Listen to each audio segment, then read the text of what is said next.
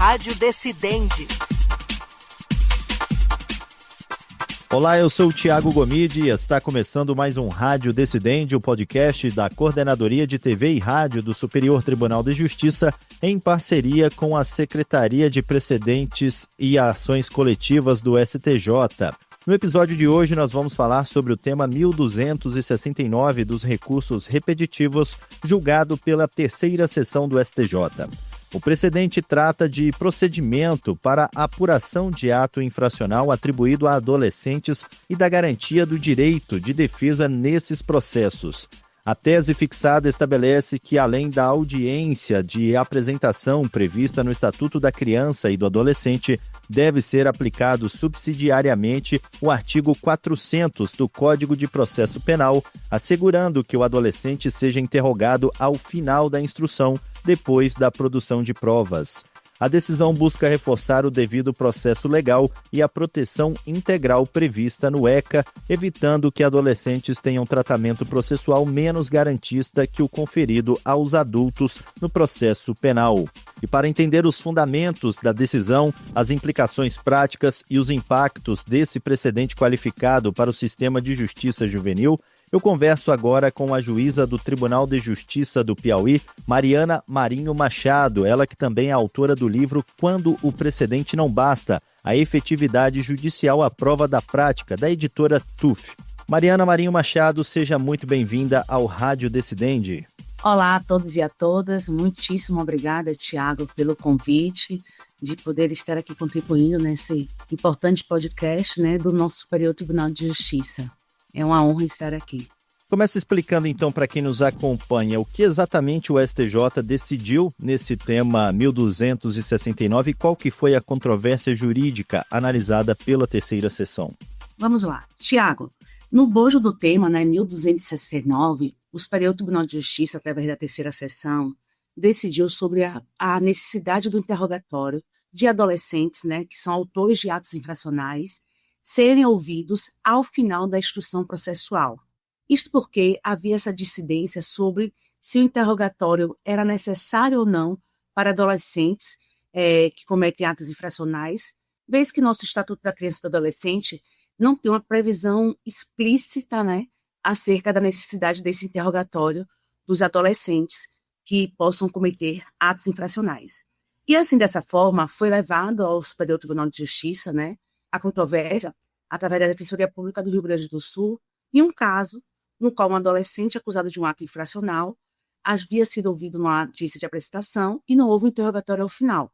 Então, ante a relevância da matéria e a possibilidade de virem diversos recursos com a mesma temática, foi afetado ao procedimento dos recursos repetitivos, gerando, então, esse tema 1269. Esse precedente ele trata do rito de apuração de ato infracional no Estatuto da Criança e do Adolescente, Como é que funciona aí, em linhas gerais, esse procedimento? O procedimento de apuração de ato infracional, previsto no Estatuto da Criança e do Adolescente, ele, primeiramente, precisamos lembrar que somente adolescentes podem cometer atos infracionais e serem submetidos às devidas à internação, à remissão, enfim. Adolescentes são aqueles de 12 anos completos até os 17 anos e 9 meses, e 12 meses, perdão. Então, o procedimento, o ECA prevê, que quando um adolescente é acusado de uma prática de ato infracional, deve ser marcada uma audiência de apresentação, no qual ele vai se apresentar junto com o responsável legal e seu advogado ou defensor público. Após, vai ser aberto um prazo de 3 dias para a apresentação de defesa prévia, sendo posteriormente designada uma audiência em continuação, que será uma audiência de instrução processual, oitiva de testemunhas, oitiva de informantes e, ao final, o interrogatório do adolescente acusado de um ato infracional. Então, diferentemente do que prevê o Código de Processo Penal, no Estatuto da Criança e do Adolescente, há a previsão dessa audiência de apresentação, o que não existe no nosso Código de Processo Penal. E isso vinha gerando justamente a controvérsia. Se há audiência de apresentação e tem a oitiva do adolescente neste momento, é necessário haver um interrogatório ao final da audiência em continuação? E foi justamente essa controvérsia aplicada no caso incombente pelo Superior Tribunal de Justiça. E essa decisão, ela determina a aplicação subsidiária do artigo 400 do Código de Processo Penal, não é mesmo? Qual que é a importância desse dispositivo no processo penal? É o artigo 400 do Código de Processo Penal, né, que é a nossa lei geral, né, processual penal, prevê que o interrogatório vai ser o último ato da audiência de instrução de um maior. Então, se algum adulto comete um crime, né, que quando a pessoa é adolescente é chamada de ato infracional, vai haver uma audiência de instrução no qual vai haver justamente a oitiva das testemunhas de acusação, depois de defesa, produção de provas e, por último, o interrogatório daquele adulto acusado de cometer um crime. E assim, o Superior Tribunal de Justiça entendeu que esse artigo 400 do Código de Processo Penal deve ser aplicado também no procedimento previsto no Estatuto da Criança e do Adolescente, vez que o Estatuto foi silente quanto à possibilidade ou não de se aplicar, né, de existir esse interrogatório ao final. Mas como a gente tem a lei, o artigo 152 do Estatuto da Criança e do Adolescente, que fala que a aplicação subsidiária da legislação processual existente em nosso país, então o Superior Tribunal de Justiça, com o ministro Rogério Schietti, né, que foi o relator desse tema, né, entendeu que é necessário ser aplicado de forma subsidiária o artigo 400 do Código de Processo Penal, vez que o interrogatório acaba sendo também um meio de defesa, né? Não só meio de prova, mas também o meio de defesa. E por que que o STJ entendeu que o interrogatório do adolescente tem que acontecer ao final da instrução? Quando a gente fala dos adultos, né, quando a gente fala da legislação processual penal, o artigo 400 foi trazido pelo legislador para o nosso ordenamento jurídico no intuito de que o interrogatório seja o último ato da instrução processual, visando que aquele que é acusado de um crime conheça todas as provas que estão sendo produzidas contra ele, certo? Então, ele vai ouvir as testemunhas falaram, vai ver as provas que o Ministério Público, que é o autor da ação penal, produziu contra ele, para que ao final, ao ele ser ouvido no interrogatório pelo juiz, que o juiz que comanda, né, que faz o interrogatório, nós juízes que fazemos o interrogatório daqueles que são acusados de crime, quando ele trazer sua tese, trazer seus argumentos, ele possa influenciar numa futura decisão judicial. E aí acontecia o quê? Por não ter uma previsão expressa no Estatuto da Criança e do Adolescente do interrogatório ao final da instrução processual, muitos juízes e juízas não estavam fazendo isso. E o Superior Tribunal de Justiça entendeu o quê? Nossa, se a nossa legislação processual prevê isso, garantindo um meio de defesa para os adultos, por que não para os adolescentes? Já que nosso Estatuto da Criança e do Adolescente prevê a proteção integral e também no bojo do próprio Estatuto aos direitos fundamentais das crianças e adolescentes, como também a aplicação necessária ampla defesa e contraditório. Como dizem, eles não podem se defender do que não conhecem.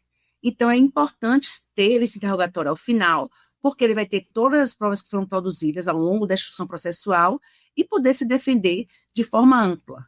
Doutora Mariana, o tribunal mencionou que no passado essa jurisprudência era diferente, né? Como que ocorreu essa evolução de entendimento no STJ? Sim, na própria decisão, o ministro Roger Schietti trouxe a evolução da jurisprudência do Superior Tribunal de Justiça, que antes entendia, levando a letra da lei, né, literalmente o que está escrito no Estatuto da Criança e do Adolescente, que prevê apenas a audiência de apresentação, no bojo do seu artigo 184, o Superior Tribunal de Justiça existia a jurisprudência que entendia que era só necessária a oitiva do menor, do adolescente, na audiência de apresentação, e que ao final da instrução processual não precisaria haver esta oitiva dele novamente. Ocorre que, hoje em dia, com essa evolução da jurisprudência, o Superior Tribunal de Justiça entendeu que, necessária na audiência de apresentação, que é obrigatória, nós, juízes e juízas, vamos verificar, informar ao adolescente sobre seus direitos e deveres e decidir sobre possível internação ou concessão de remissão, como forma de suspensão ou extinção do processo. Até mesmo se tiver uma oitiva informal, uma oitiva no qual, por exemplo, o adolescente confesse qualquer fato, ele não pode influir para uma decisão final, para a sentença final a ser proferida naquele processo, vez que o adolescente, ao falar, sequer conhece as provas que estão sendo produzidas contra ele. Então, justamente essa evolução demonstrou e vem demonstrando a necessidade de haver um interrogatório ao final, por ser meio também de defesa, não somente meio de prova, o interrogatório. Um dos argumentos do julgamento foi evitar que adolescentes tenham tratamento processual menos protetivo que os adultos, né? Por que esse ponto ele é relevante nesse tema? Tiago, esse ponto é muito relevante porque, primeiro, né, nosso Estatuto da Criança e do Adolescente, ele veio em substituição ao Código de Menores. No Código de Menores, entendiam que os adolescentes eram apenas objetos de proteção estatal. Já com o Estatuto da Criança e do Adolescente, houve uma evolução trazendo crianças e adolescentes como sujeitos de direitos que devem ter respeitados todos os seus direitos fundamentais, como da ampla defesa e contraditório, que é previsto no artigo 5º da nossa Constituição Federal. Então, qual foi o pensamento e a lógica aplicada? Por que a gente aplica para os adultos, né, uma proteção, uma ampla defesa e contraditório, e para os menores, né, para os adolescentes, que é a doutrina da proteção integral, trazida com o nosso Estatuto da Criança e do Adolescente, com essa evolução? Porque eles não vão ter essa maior compreensão, essa maior amplitude dos seus direitos. Então, foi justamente por isso que mostrou, olha, se é aplicado para os adultos, muito mais deve ser aplicado para os adolescentes, que são sujeitos em formação, né? Que precisa ter aquela compreensão do ambiente em que está inserido. Ok. Esse precedente, ele também menciona o princípio da proteção integral previsto no ECA, doutora? Como que esse princípio orienta a interpretação das normas processuais nesses casos? Sim, sim. O Estatuto da Criança e do Adolescente, que é a Lei 8.069 de 1990, ele veio a substituir o antigo Código de Menores, né? Que reconhece justamente o adolescente e as crianças como sujeitos de direitos e devem ter a proteção integral, prevista inclusive no artigo 3º do nosso Estatuto da Criança e do Adolescente, que fala justamente que deve ser oportunizado a eles todas as oportunidades e facilidades a fim de lhes facultar o desenvolvimento físico, mental, moral, espiritual e social em condições de liberdade e dignidade.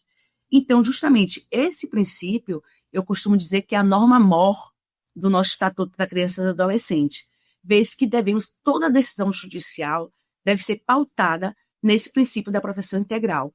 E, como eu costumo dizer nas aulas que eu leciono sobre precedentes, essa importante evolução da jurisprudência, né, a fixação de temas pelo Superior Tribunal de Justiça, é relevantíssimo, vez que se fôssemos aguardar todo um processo legislativo para modificar a legislação, e demorariam anos passando e com direitos não sendo resguardados e tutelados, pois a lei é estática e o direito é dinâmico. Então é importantíssima essa evolução da jurisprudência, demonstrando que o interrogatório ao final do processo, com a aplicação subsidiária do artigo 400 do Código de Processo Penal, é necessária para a devida aplicação da doutrina da proteção integral. Essa decisão, ela fixou que a audiência de apresentação, ela não pode ter atividade probatória, é isso mesmo? E qual que é o objetivo dessa separação de fases no processo? Como a gente tem, né, no Estatuto da Criança e do Adolescente, o artigo 184, essa audiência de apresentação, no próprio tema foi fixado que ele funciona como se fosse uma audiência de custódia, né, no qual a gente não vai se inserir, não vai se aprofundar sobre o crime, o ato infracional em si praticado. Em si vai trazer para o adolescente a questão sobre os seus direitos e deveres, né, a verificação se está devidamente representado processualmente e a verificação se é necessária ter uma internação, por exemplo, provisória ante a concretude, a gravidade do crime cometido, a possibilidade de reincidência, ou se aplica, ou então a remissão, ou a exclusão, ou a suspensão do processo. Então, nessa audiência de apreciação é mesmo mostrar a eles todos os direitos e deveres que ele vai ter, inclusive mostrando que se tiver eventual confissão de culpa realizada pelo adolescente durante a audiência de apreciação, ela não poderá ser utilizada para a procedência ou improcedência da ação, de forma similar com o que ocorre com a confissão extrajudicial, que muitas vezes ocorre com a autoridade policial ou na prestação perante o Ministério Público. E o STJ também afirmou que eventual confissão nessa fase não pode sozinha fundamentar a procedência da ação, é isso mesmo? Qual que seria a lógica dessa regra também?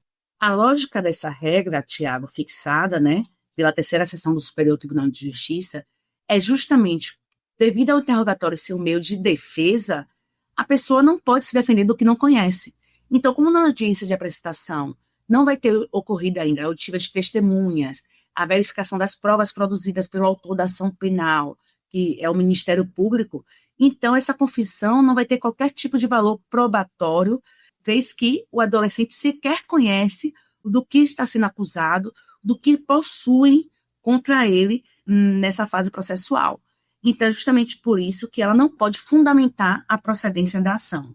E o precedente, ele estabelece que a nulidade pelo descumprimento do procedimento depende da demonstração de prejuízo da defesa. Como que esse requisito deve ser analisado no judiciário? Nesse ponto, o Superior Tribunal de Justiça fixar, né, que depende da demonstração de prejuízo à defesa, é a aplicação daquele princípio francês pars de nullité sans grief. Ou seja, a defesa precisa demonstrar o prejuízo, a sua tese, né, de defesa ao seu adolescente que está sendo representado judicialmente, para que demonstrar que aquele interrogatório que não ocorreu ao final do processo ensejou prejuízo à defesa realizada. Mas justamente isso, o Superior Tribunal de Justiça fixou a questão da preclusão temporal, no qual ele fala que a mera alegação extemporânea da defesa, que não teve o interrogatório, como forma de invalidar a sentença em fase mais oportuna, não é compatível com a boa-fé processual. Ou seja, a defesa tem que arguir no primeiro momento após o que deveria ocorrer o interrogatório do adolescente, e que não ocorreu, sob pena de preclusão temporal. Outro ponto importante é que a nulidade ela deve ser alegada na primeira oportunidade, né, sob pena aí de preclusão, correto? Qual que é a importância desse critério processual também?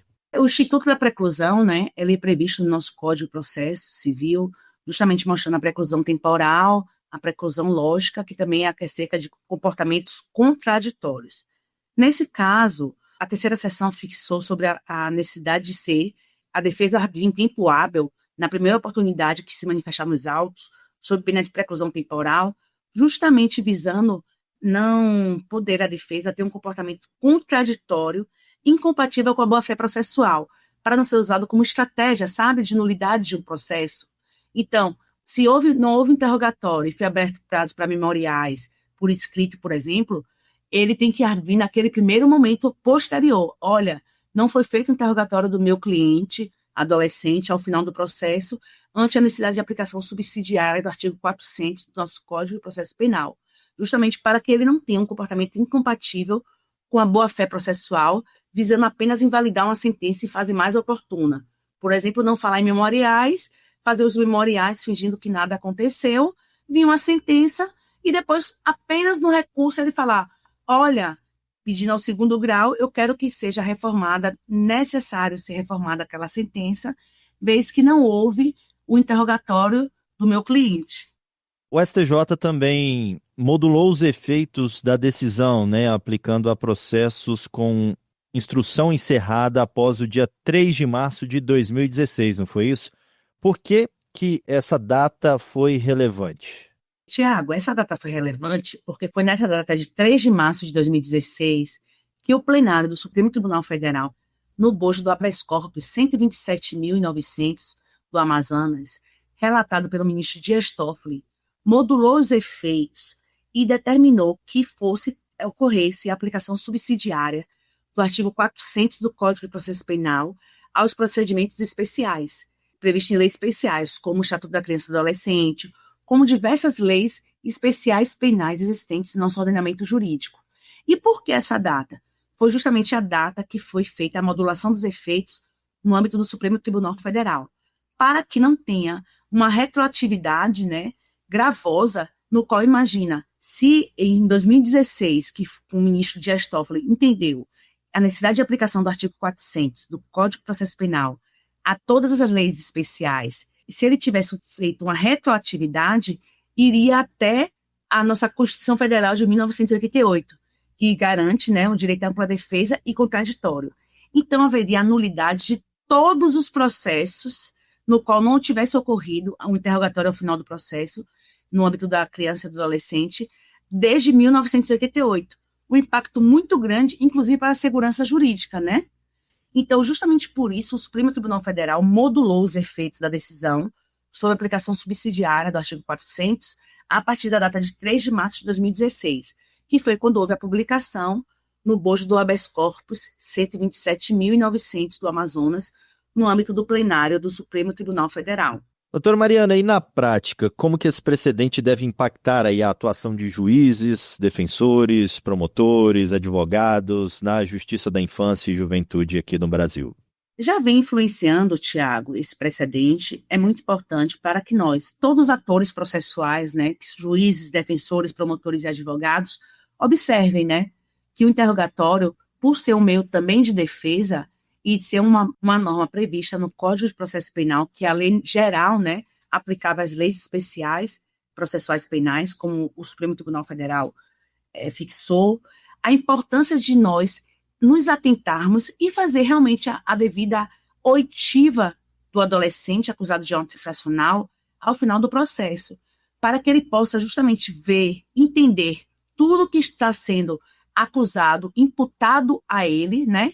E que ele possa ter uma atmosfera de compreensão, para que ele possa trazer seus argumentos e influir na decisão judicial, né? Então, nós, magistradas, devemos fazer, seguindo, né, o tema fixado pelo Superior Tribunal de Justiça, bem como também o entendimento fixado no âmbito do Supremo Tribunal Federal, e também os defensores, advogados e promotores, para que seja peça para ser observado, né, esse tema fixado, e os advogados também, no qual, caso tenham uma hipótese no qual não foi observado esse interrogatório ao final do processo, que eles façam a arguição em tempo hábil, né, de forma a não ter prejuízo e que demonstre o efetivo prejuízo à sua defesa, sob pena de preclusão temporal, porque a gente precisa ter justamente essa interpretação, essa atuação em conjunto. Como do Orten dizem, nós precisamos que os atores processuais atuem como cistas em cadeias, né? Então, nós precisamos atuar de forma linear e na busca de devidamente aplicar a doutrina da proteção integral, que é a norma corolária do Estatuto da Criança e do Adolescente, previsto em nosso ordenamento jurídico. E para a gente fechar essa nossa conversa, qual que é a importância, então, que a gente pode dar aí para esse tema 1269, para o fortalecimento das garantias processuais e para a uniformização da jurisprudência na apuração de atos infracionais? Sim, Tiago. A importância desse tema 1269 ele visa fortalecer, principalmente, a ampla defesa e o contraditório, que é um direito fundamental previsto na nossa Constituição Federal e que deve ser aplicada também no âmbito da criança e do adolescente, com uma aplicação complementar do artigo 3º do nosso Estatuto, né, que prevê justamente os direitos fundamentais inerentes à pessoa humana. E como justamente é trazido no tema, precisamos refletir por que o adulto tem direito ao interrogatório ao final e o adolescente, que é a doutrina da proteção integral, não vai ter isto, né? Já que ele está tido como um sujeito em desenvolvimento e ele precisa ter o direito de se expressar, de participar livremente e tentar influir com seus fundamentos numa futura decisão judicial. Então, é importantíssimo, justamente, quando esse tema foi trazido para a seara dos recursos repetitivos, para que não venha também novos recursos a serem interpostos, né? Para que a gente traga mais segurança jurídica a todo o nosso ordenamento, porque os precedentes querem trazer isso, justamente, né? Uma maior racionalidade, uma maior segurança jurídica, tão imprescindível dentro do nosso ordenamento. Ok, Mariana Marinho Machado, muito obrigado por essa participação e pelos esclarecimentos prestados aqui no Rádio Decidente. Eu agradeço imensamente a todos, agradeço também ao ministro Sérgio Cuquina por esse convite e estou à disposição. E esse foi mais um Rádio Decidente, e antes de encerrar, lembra você, ouvinte, que este e outros podcasts produzidos pela Coordenadoria de TV e Rádio do Superior Tribunal de Justiça estão disponíveis nas plataformas de stream de áudio de sua preferência. E você também pode nos acompanhar pela programação da Rádio Justiça. Até o próximo episódio. Rádio Decidente.